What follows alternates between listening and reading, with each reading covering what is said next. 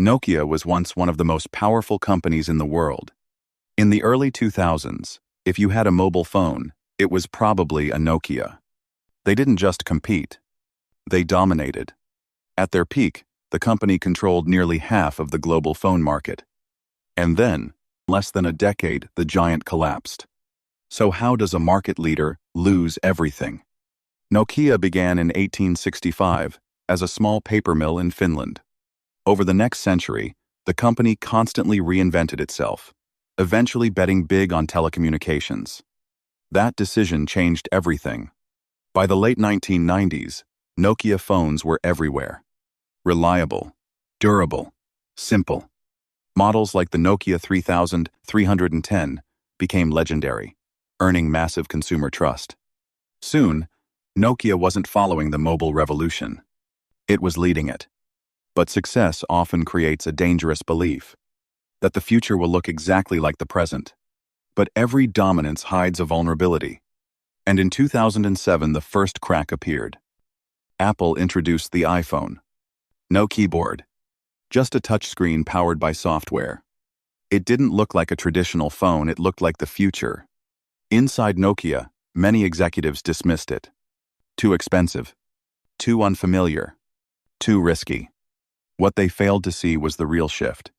Phones were no longer just hardware. They were becoming software ecosystems. And Nokia wasn't ready. But the real danger wasn't just outside the company. It was already growing inside. But Apple wasn't the only threat. Nokia's biggest problems were internal. Decision-making slowed down.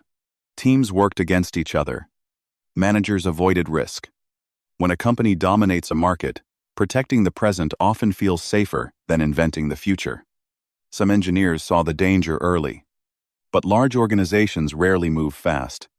While Nokia hesitated, Apple improved. Then Google launched Android, allowing competitors to build powerful smartphones at scale. The industry accelerated. Nokia stood still. And in tech, standing still is the fastest way to fall behind. At first, the decline was barely noticeable. Then it became impossible to ignore. Developers left the platform. Consumers wanted apps. Touchscreens became the standard. In a last attempt to recover, Nokia partnered with Microsoft. But momentum was already lost. In 2014, Nokia sold its mobile phone division. The company that once ruled the industry had lost its place in it. Not because it lacked resources, but because it reacted too late. So what can we learn from a collapse this massive? Nokia didn't collapse overnight. It ignored small warnings until they became fatal. Success made the company confident. Confidence made it slower. And in technology, slow is deadly. The market doesn't reward the biggest players. It rewards the fastest adapters.